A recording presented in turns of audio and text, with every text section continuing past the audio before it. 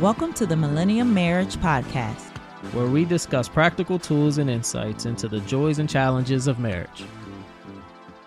Welcome back, everybody. I'm Jose. and I'm Latoya. And we're back this week with Boundaries Part 2. Part 2.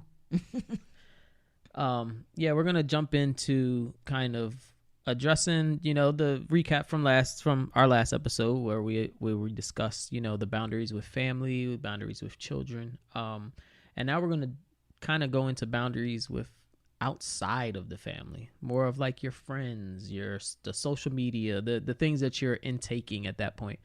And we're going to discuss that. Yeah, I think usually the first things people think of when we say outside the family is our friends, right? Yep. So, ladies, let me talk to my ladies for a minute. I know sometimes, right, we just need to vent. We just got to get it out. We get frustrated when our man is not falling in line the way we think he should fall in line. And it's like, I told you should have just did it this way, or like my way was better, because we tend to do that. We got to stop. We have to stop complaining to our friends about our spouses. Like, it's just really high on the no chart, because it creates an environment of animosity. Like, marriage is about compromise. It's about sacrifice and ultimately forgiveness. And I'm not talking about big stuff, even though sometimes big stuff happens and you forgive and, you work through it. I'm talking about even a little stuff. Like, he made you so mad this morning because you told him 3 times to take that trash out. And then when you came home, the whole house was stinking because he forgot to take the trash out. And you just mad, right? So you just want to vent. And you're like, I just don't understand. Was I speaking another language? However you say it, you just want to vent, right? But here's the thing. Each and every day, God provides us grace and mercy, because we all fall short every single day. None of us are perfect. And we all know marriage is a picture of Christ's love for the church. Full of sacrifice, and every single day full of grace, full of mercy. And that's what he expects of us in our marriage, right? To be forgiving, to give grace. And when you're over the trash, after you didn't complain to everybody on your friends list or on your favorites list that you're texting or whatever, guess what? You've moved on. But then your friend's still mad because they like, oh, he don't do anything around the house, and he this and he that, because you have spewed this negativity about your spouse to your friends. We can't do that. We have to, number one, learn how to acknowledge the good in our spouses, to them and to others. And then if there's a problem, we got to learn to talk to each other. We got to learn to address it head on directly with each other and not with everybody else. Because usually what happens there is we go and complain to everybody else. And then when he asks what's wrong, we're like, nothing. Right? So now everybody else knows your business. Everybody else is upset because you're upset.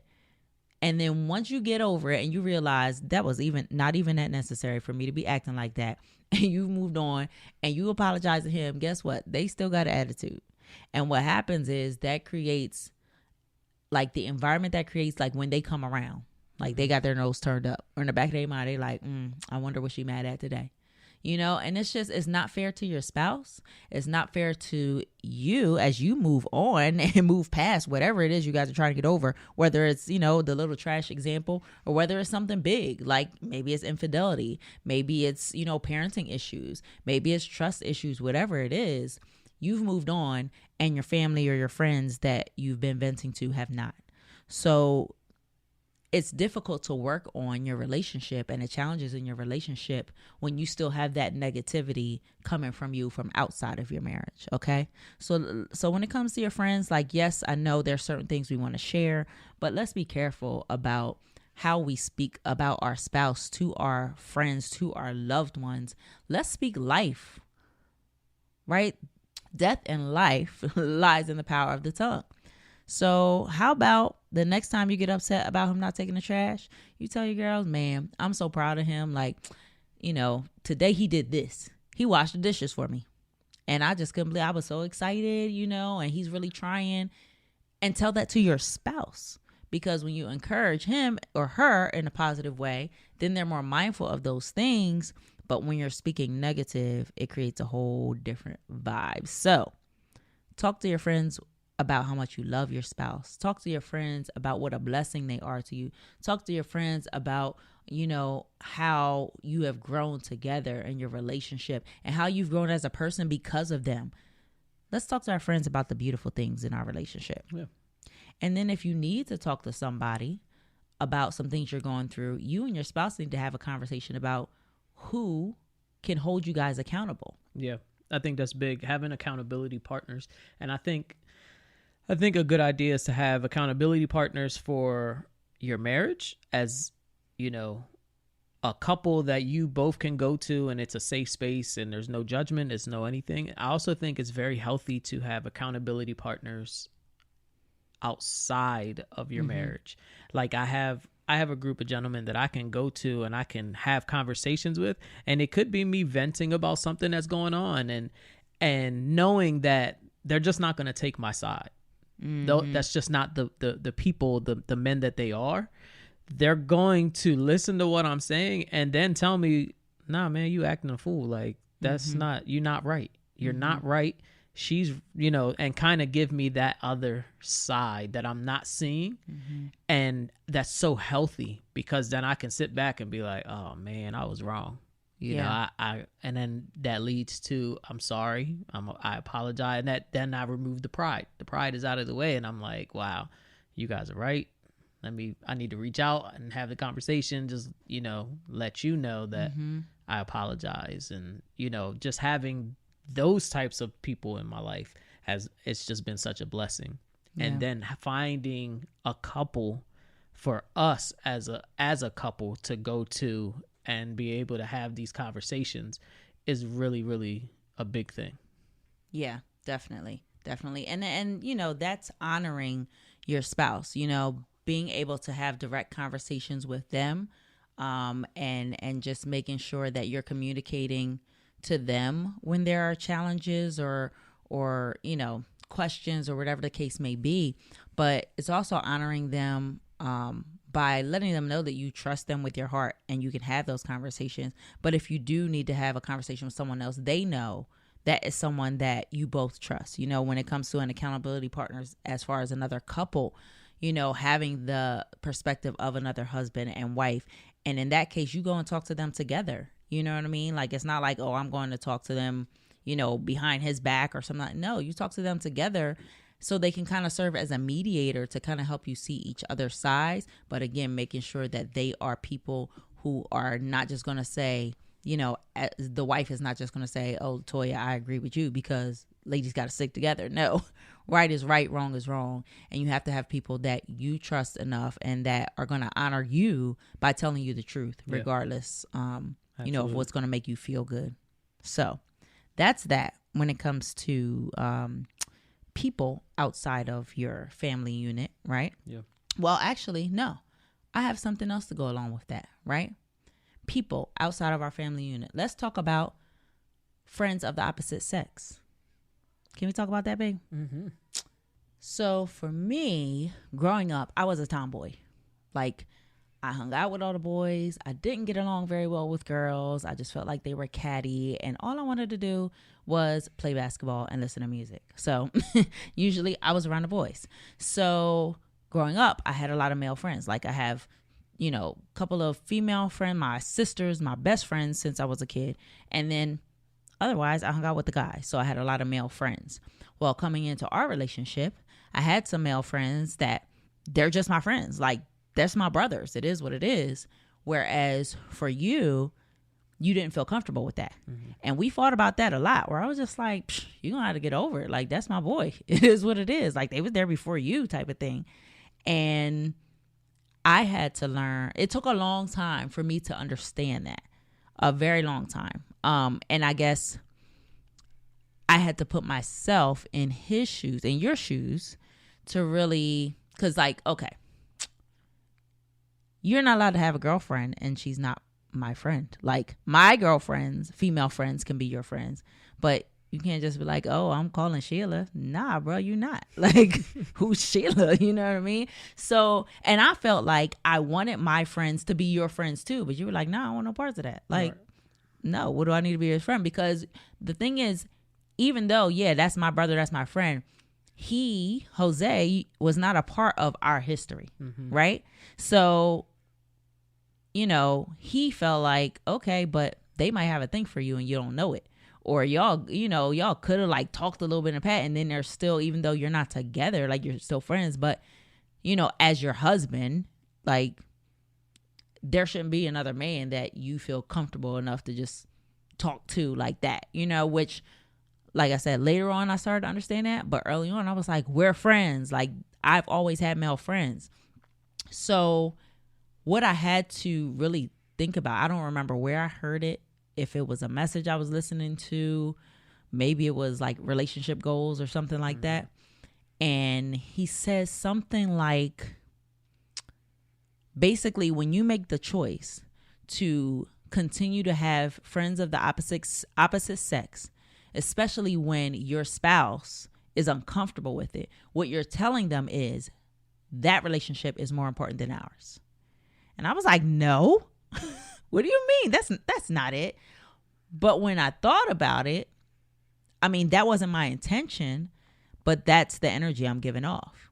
Like, it's more important for me to have this friendship than it is for you, my husband, to be comfortable in the scenario. And it's not that he didn't trust me, but sometimes he just didn't trust that person. Or just the fact that it's just a dynamic between a man and a woman that when you get too close, you can get too close. Oh, yeah. And, that's never happened in our situation, but I can see how that could become an issue. And that really was difficult for me because, again, I'm the type of person where I don't want to hurt people's feelings. And then I also felt like, wow, so I got to like throw away a friendship because I got married. Like, how is that fair, to our friendship that we've established our whole lives? Or, how's that fair to that person? Like, they haven't done anything wrong just because you think they could somewhere down the line. That was my thought process. But when I heard that, where it was like, wow, this is my lifelong partner, and what he's getting from this is that relationship is more important than him. So yeah, that really kind of changed my perspective and helped me to, and not that they're still like people I consider brothers, you know what I mean? But I'm not talking to them every day. You know what I mean? Like, we're not going to hang out or, like we used to, because there is that boundary that is now established. So just something to think about, and some people are okay with that dynamic. My thing is, make sure you have the boundaries that work for your relationship in particular. Yeah. Because everybody's different. Everybody has different experiences. But just be very careful about that, And I think early on, it was the insecurities in myself, that made it more of an issue than how it is now. Where, like you said, you still have those friendships, and I don't have any issue with them, and most of them are my friends now. Yeah. But it just took those tough conversations and the back and forth, and sometimes it takes an outsider's point of view to make us see or realize what the other one or the other half was trying to say the entire time. Right. Yeah. So that's sometimes that's always a good thing. And again, that goes into the same aspect of the accountability partner. Sometimes you need that outsider point of view to get you to a point where it's like, aha moment, like, okay, I get it. I understand it. But, it's about really allowing that information to come in and for it to register. Yeah. Yeah. And to take the pride out of it. Oh, yeah. Because I think for me, I feel like a lot of our conversations go back to that, right? But pride is so big. It's so big for the man and the woman. Yeah. Yeah. It's just a really... We are so prideful. Clearly, yeah. And with pride is, it's not always a bad thing. Pride is sometimes it's a great thing, because you have pride in your work, the things that you're doing, you show the pride. But when it's in a not so productive way, it starts to harden your heart, and it doesn't allow the things that should come in to come in. Yeah. I think that was a big part of it for me, honestly. Some of it was like, you're not gonna tell me who I can be friends with. Like, I'm my own boss. Like, you ain't my boss, bro. Like, I still do a little bit of that now. I was gonna say you do that now. So listen, it's only because he wants me to go to sleep, and I don't want to go to sleep, and whatever. That's another topic. Gosh. Anyway, no, but it was more like letting go of control and dying to self. There's that dying to self in your marriage. When you get married, you have to die to self and come back to life together. So, it was kind of like, wait, but I've always done this. What do you mean I can't do this anymore? Who do you think you are? So once you step back and really humble yourself, it really allows you to see things from a different point of view. Yeah. So I'm grateful for that.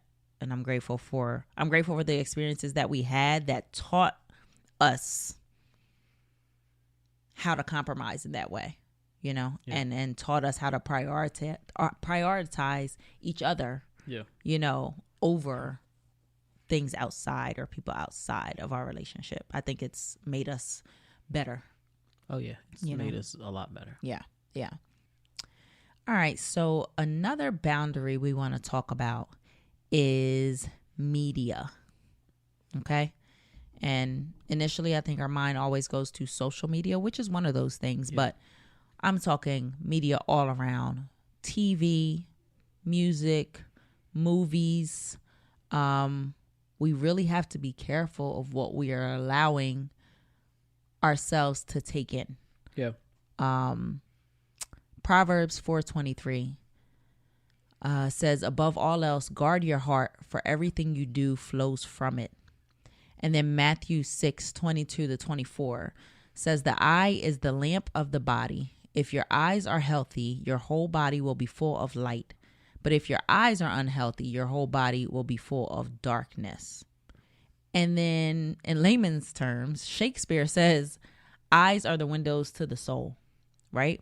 So we talk about, let's go to music first. Okay, the things that we listen to. I listened to all types of music growing up, and you too, right? R&B, hip hop, pop, a little bit of country, a little bit of rock, like everything, gospel rap, everything. And it was just music. Like, I just love music. I have a musical family. Just it's something about music that just uplifts you, right? If you're listening to the right music. But then there's also some music that you're like, man, I was feeling good until I got through this song. Now I'm kind of depressed. Like, true. If you listen to another sad love song every day, the first thing you wake up in the morning and you're lonely, and, it just kind of reminds you of how lonely you are, or if you're listening to, gangbangers killing and shooting up each other, like, and some of us, we grew up in like around that, so it's nothing new. So we're desensitized to hearing it. It's like, it's not a big deal, profanity and all of that. But we also have to understand that as we take those things in, they register in our minds in a way that we don't even realize it. So as we're taking them in, eventually you start spewing them out as well. I don't know how many people know this about me. Oh, I'm about to put myself on blast. Ooh, pray for me. I used to curse like a sailor, y'all.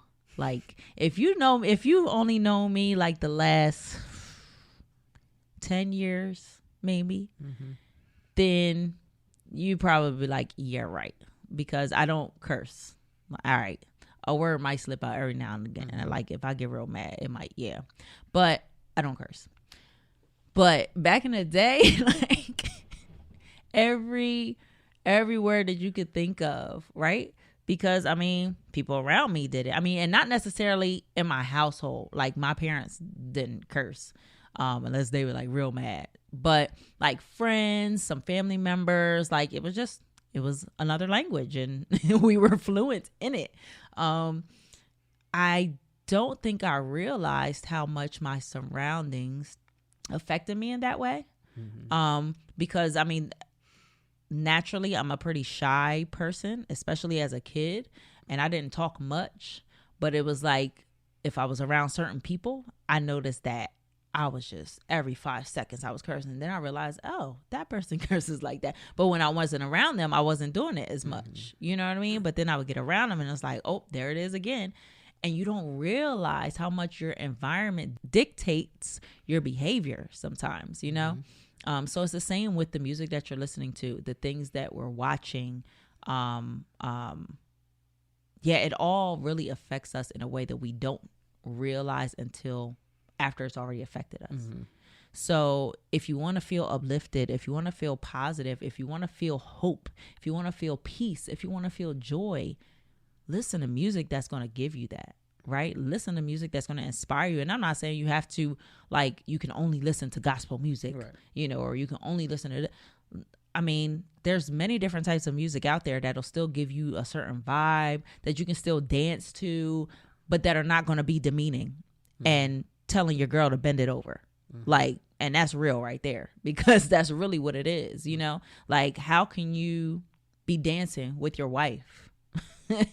You know, you're dancing with your wife in front of all these people and they're singing bend it over, pop this, pop that in front of all these other men, and you expect your wife to dance to that? Is that honoring your wife? Is that showing others that you honor your wife? And it's not about what other people think. It's about your soul. It's about your spirit. It's about what is blessing your marriage and your relationship and you. You know, what are you saying to yourselves? Now in the bedroom, you go ahead and listen to everything you want about popping anything, all right? In the bedroom. But yeah, no, it's so true. And it's really, really crazy how our bodies, we don't truly understand how powerful certain parts of our bodies are. In just two, I can't remember the episodes that they were in, but in 2 episodes, we've literally said there's so much power in the tongue, right? There's so much, you can speak so much life, or you can speak so much death, and it's so powerful, and it's just shows how powerful we are. And then our eyes, the things that we take in, can play such a part in, you know, how we act or how we talk or anything, or just the way we maneuver in life. And now our ears, the things we're listening to, it's just so powerful to understand that we can control all of that. We can control what comes out of our mouths, what goes into our ears, and what we look at or what we see. And that will dictate how we act, how we speak, how just everything. Pastor Chris says, you know, this is the beholding message, and we become what we behold, right? So for us, we are beholding Jesus. We want to be more like him as Christ followers, right? And we fall short every day. Every day. But that doesn't mean we stop or we quit or anything like that. Yeah. So. But, you know, with that in mind, today's society, there's so many other things that distract us. There's so many other things that we behold that are so important to us that they consume us. You know, social media is one where it's like, you know, we're scrolling all day, every day, and it becomes like an addiction where you have to see what's going on. You have to, you know, but also the images that we're seeing on social media and in the media, on TV and movies, the images that set a standard that's not realistic. And it creates a negative and unrealistic expectation for ourselves and for our relationship, you know, like as women, we're seeing these women who are cut to a T and, you know, always have on sexy outfits and, you know, just perfect makeup always done. And then we have this expectation like, oh, we're supposed to strive to that. We're supposed to aspire to be like that in order for our husbands to think that we're desirable, because that's the image that's portrayed is, that this is how you have to be in order to be loved, in order to be desired, in order to be sexy. You have to look like this, And let me say for husbands, always tell your wife how beautiful she is and how attractive she is and how much attracted you are to them. I mean, when they wake up in the morning and their breath stink and their hair ain't done and there ain't no makeup on, you're beautiful. Yeah. I love everything about you. Y'all be having a do-rag on, crust in my left eye. Listen. And he'll be like, you so beautiful. I'm like, boy, shut up. And it's so true, though. It's so true. The attraction is there. So always reassure them of that attraction, because it doesn't matter what you see on TV or anything like that. When it comes to your wife, you guys are perfectly made for each other, and you need to reassure her of that attraction and that love that you have for her. But go ahead. For that. Thank you for doing that all the time. Even when I don't feel it and I'll be like, oh goodness, stop it. I really need that. We really need that, right, ladies? So I appreciate that. Thank you. Absolutely. Another thing when it comes to like what we're seeing is behaviors, right? So you have your well, I'm sorry, before you even go into that, things that we see for and full transparency, for me, pornography was a big thing. Okay, growing up, I never had the birds and bees conversation as a child, and a lot of times, I'm a little older, so back then that conversation wasn't really being had, just like it wasn't being had in church. Church was like, don't you have sex until you get married, and that's it, and that's the end of the conversation. It was never any detail, anything to where, okay, I learned about sex through pornography. And that turns into an addiction. And I struggled with that for a very long time. And to this day, we still struggle. It might not be the pornography, the actual act or anything like that, but it could be scrolling through social media and you see something. You still struggle with those things every single day. And for men, it was almost I'm ashamed of it. Yeah, so you don't have those conversations, like you do it in hiding because... Exactly. Yeah. Because it's I'm ashamed that this is happening, but everybody struggles with it. There's so many men that have this struggle that just won't say it, that won't have the conversations or have the tough conversations.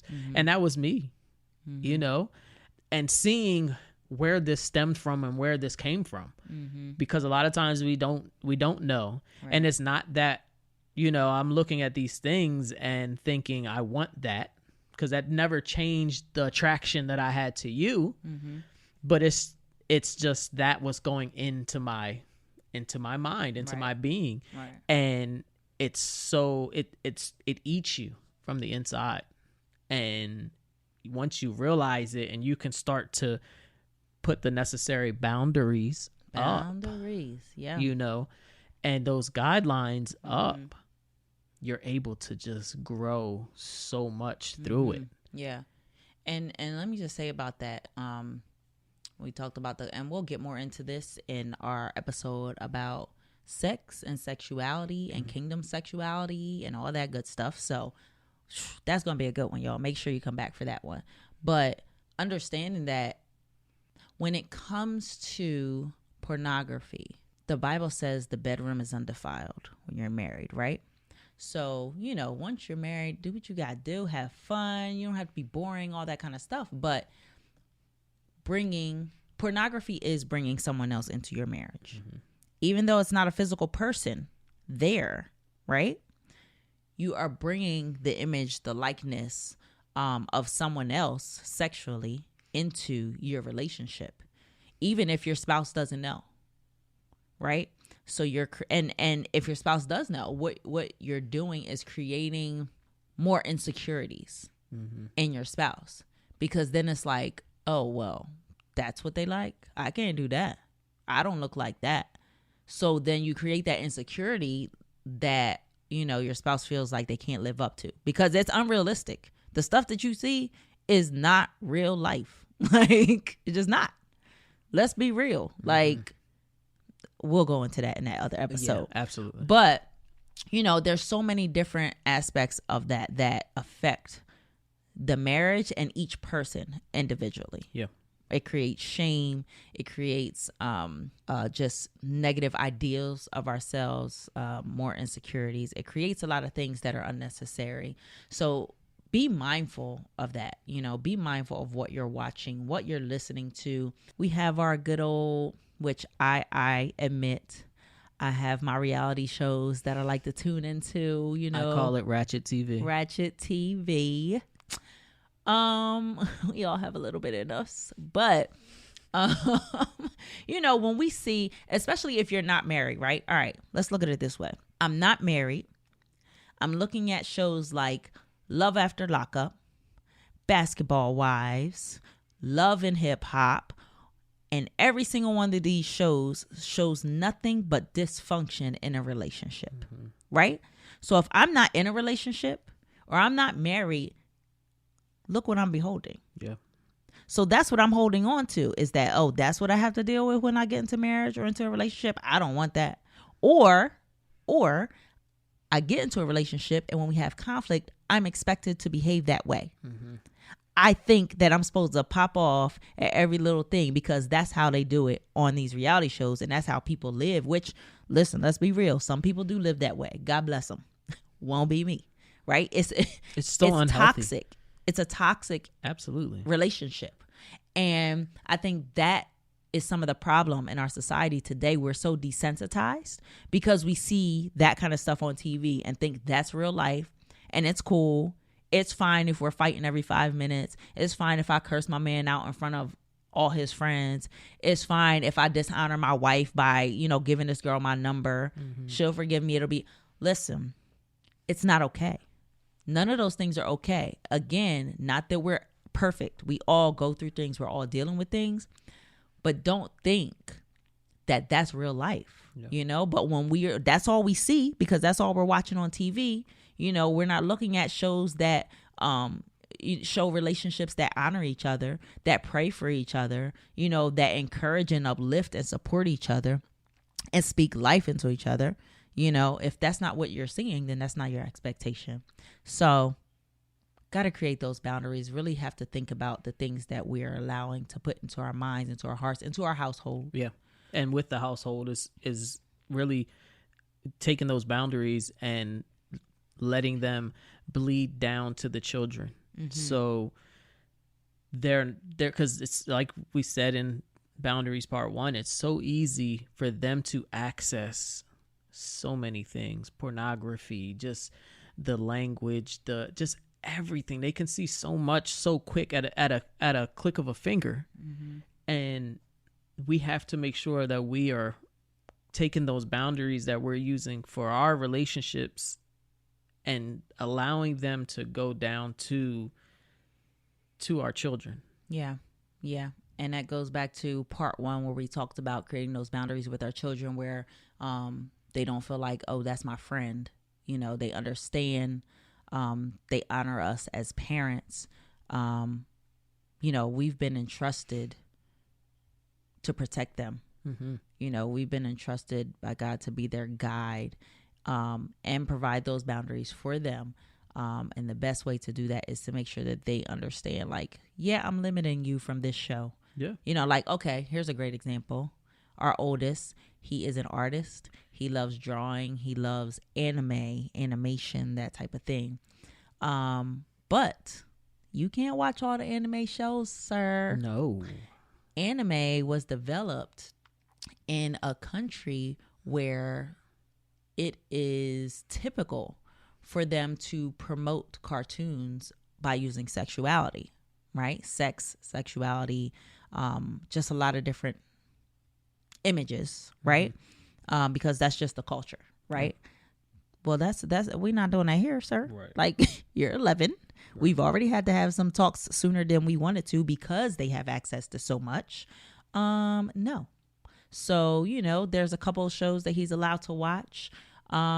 But anytime he wants to watch a new anime show, he has to come and say, hey, Mom, can I watch this show? Oh, yeah. And I go and do my due diligence. Yeah. I do my research. It has to be filtered through us. Mm-hmm. So, Yep. And that goes along with YouTube and all that. You know, we had to take away regular YouTube. You can do YouTube Kids, but even with that, we're still listening. Yeah. You know? I mean, and YouTube Kids is like, it sucks because they'll show previews to movies that they have no business seeing or anything like that where, you know, they have their little ads that come on and they're not filtered. The shows might be filtered for the children's purpose, but the ads aren't. And then that just, well, what's the purpose at that point? Because they're still getting something that they shouldn't be getting. Right. So that was another thing. I think it was really key for us to, because we're establishing our relationship, our marriage and our relationship through Christ and through God. Yeah. It's really important for us to do the same with them. They need to know who God is, who Christ is, and help them to build their faith up at a very young age so that they have a core as they get older. And, you know, as you build your relationship with God, he will change the desires of your heart. Like, I talked about how, like, I used to curse, like, see, I say it the nice way now. I say I used to curse. No, I was cussing, y'all. I was cussing people out. But, like, not, you know, I was still, like, shy and a people pleaser. But I drop an F-bomb on you, call you a B in a second, and think nothing of it. Like, that's just what it was. It was just my language. And now, where I am today spiritually, I can't even hear certain things. Like, I cringe being in certain environments. Like, you know, there's certain comedy shows or comedians we used to watch, and we used to be in there cracking up, crying, dying, laughing. And now, like, there's been a couple shows I've been excited to watch, and I get 2 minutes in and I'm like, turn it off. I can't. Like, it's too vulgar for me. And I'm like, I don't know what. Like, I was never like that. I was never that sensitive to it. But now, you know, again, God will change the desires of their heart. And it's just the Holy Spirit kind of is in the room. Like, I feel him in my ear. So it's like, I can't. Yeah. You know, so it's not something that happens overnight, you know, and it's not something that it's like, all right, I'm going to stop today. And that's it. Like, it takes not just work from you to be mindful of it, but really, again, connecting with God and praying about it. And really, I didn't even realize that I had changed in that way. Yeah. You know, until one day we watched the show happens. And I literally was like ready to cry. And I was like, turn this off. Like, I cannot watch this. Turn this off. So, you know, it's a process. It's a process, especially when you're used to watching certain things, listening to certain things. And don't get me wrong, like, I love some old school R&B, some old school hip hop, 90s, early 2000s. Like, that's my stuff right there. And I, you know what I mean? But even with that, there's certain things that I'm like, dang, I was singing this in the seventh grade. Like, I ain't even, I ain't know. Let me do what to you? I was singing that. Well, it was very subliminal back then. Kinda. It wasn't as. I think we were less aware. We were more innocent at that age than these kids are now. Very like, they much know so. what they're talking about now. Back then, But now they're also just like, they're blatant now. Yeah, it's just blatant. I can't. There's no hiding anything. Yeah. There's no discretion, I guess. Yeah. Like, yeah. So we just have to be mindful, especially when you have children. Especially when you're trying to build a foundation, a family.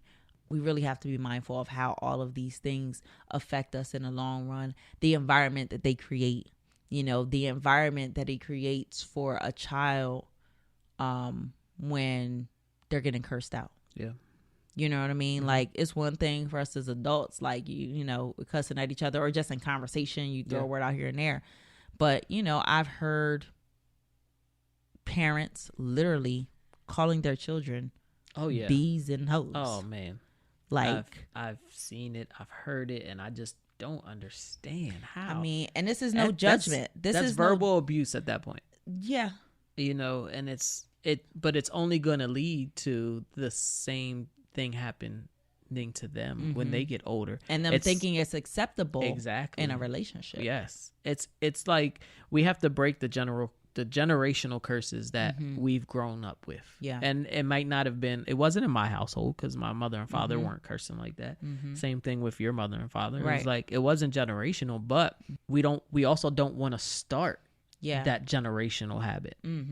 You know, we want to end generational curses, but we also need to make sure we're not starting the wrong generational habits. End generational curses, establish generational blessings. There it is. It's very good. Yeah. It's a good job. Thanks, Bill. I couldn't word it. You It's did all right. I felt you. So we're going to recap from this episode. Boundaries with outside of the family and our social media. So first one was friends, and make sure you're not bad mouthing your spouse.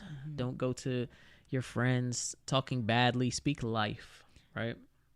You want to remember that your relationship is fully on how you compromise, how you sacrifice, and how you forgive your spouse. And that all leads to communication between the two of you. Find you some accountability partners. Yeah. You know, a group of friends that you know just don't always going to side with your point of view, that are going to really step up and be like, nah, man, you're wrong. Yeah. And when we say not a group, No, like it doesn't have to be a group, like, but you know, a couple. you have a person, and then as a couple, you have a couple. Right. But I want to add on to that real quick.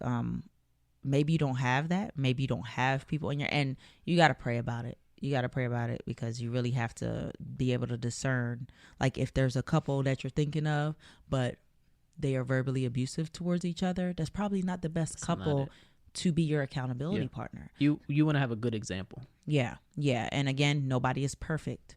But like-minded people, equally yoked, just like you and your partner are equally yoked, your accountability partners need to be equally yoked. So just be mindful of that. And if you don't have those people in your lives, everybody doesn't have people that they're close to like that. Listen, reach out to a marriage counselor. That can be your accountability partner for your marriage. Yeah. You know, it doesn't always have to be people that you know. Sometimes it's better when it's not. Yeah. So it's good. The next thing from our recap is media. We talked about what you're taking into your mind, your eyes, your ears. That goes for music, TV, movies, pornography, all of that kind of stuff. I want to touch on, right, if you have a chance, write these down, right? Proverbs chapter 4, verse 23. Above all else, guard your heart, for everything you do flows from it. And Matthew chapter 6, verse 22 to 24. And it's, the eye is the lamp of the body. If your eyes are healthy, your whole body will be full of light. But if your eyes are unhealthy, your whole body will be full of darkness. And just jot those down. You get a chance, open the Bible. Open the Bible and go read. Read, because just open it. You could open up to any chapter, any verse in the Bible, and just read it, and it's going to speak to you. I promise. It's going to speak to you about something, and it's crazy how it works. It always works, but it speaks to something that you're going through right now. Yeah. And it's crazy how it works, but it really does. Yeah. And if you aren't sure how to read the Bible, study the Bible, listen, there's a free Bible app. Just type in Bible app on your app store. And it's called Bible app. It's called Bible app. That's it. So look, even if you're not reading specific verse, every day they have a verse of the day. Open it up, look at the verse. It's one verse, and then they have somebody who talks about it to explain it a little bit more, just to get you started. It's been downloaded like 6 billion times. A whole lot. It's easy. It's amazing. So add that to your repertoire. Yeah. The last one was establish those boundaries that you've already established in your relationship for your children, and make sure that they're not seeing the things that they should not see, or not hearing the things that they should not hear, and really allow God into your relationships. Yeah, it's a form of protecting your children beyond the physical. You're protecting their emotions, their minds, their heart, and how they're growing. Yeah. So until next time, guys, stay encouraged and keep investing in each other for a marriage that will last a lifetime. See y'all later. Love you guys. If you enjoyed our podcast, please subscribe and share. Keep up with us on social media at Millennium Marriage, and visit our website at millenniummarriage.com.